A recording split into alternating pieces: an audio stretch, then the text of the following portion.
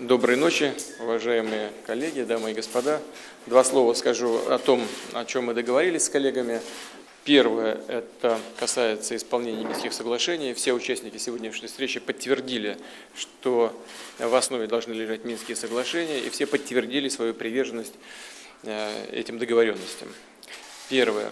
Мы много внимания уделили вопросам безопасности и договорились по целому ряду позиций о том, что должно быть сделано в ближайшее время в смысле дальнейшего решения вопросов, связанных с разведением конфликтующих сторон.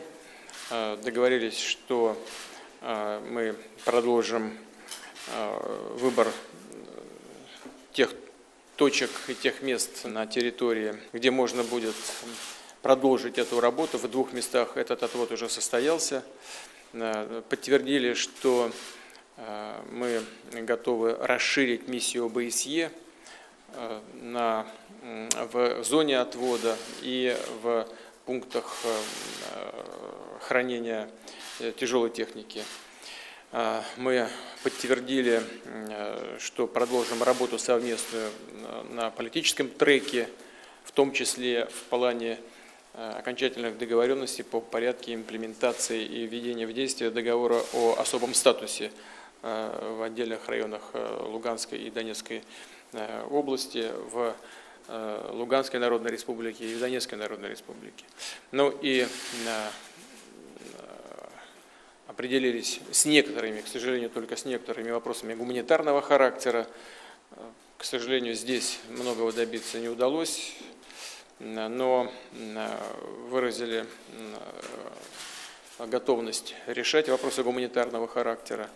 Здесь, пожалуй, продвижение самое минимальное, поскольку связано это было бы прежде всего с организацией выплат социальных пособий, но, к сожалению, здесь прогресса пока нет никакого. Это вот первая часть наших встреч, и вторая, которая проходила уже с нашими европейскими, с немецкими и французскими коллегами. Она заключалась в обсуждении ситуации вокруг Сирии и вокруг сирийского урегулирования в целом. Я проинформировал наших европейских партнеров о нашем видении того, что там происходит и что нужно было бы сделать в ближайшее время для борьбы с терроризмом, для искоренения терроризма на сирийской земле, для того, чтобы этот очаг и в будущем не возродился. Ну и, разумеется, что нужно сделать для того, чтобы наши усилия привели к окончательному урегулированию. И прежде всего, конечно, мы здесь говорили о политической составляющей этого процесса. Я еще раз напомнил нашим коллегам о том, что в этом ключе Россия предлагает активизировать работу по разработке и принятию новой Конституции, на основе которой можно было бы провести предварительные выборы и добиться согласования позиций предварительно между всеми конфликтующими сторонами. Разумеется, с привлечением всех стран региона, которые вовлечены в этот процесс.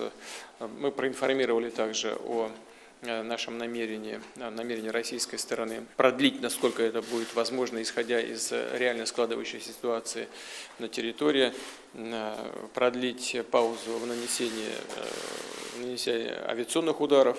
И действительно мы готовы это делать до тех пор, пока не столкнемся с активизацией бандформирований, засевших в Алеппо.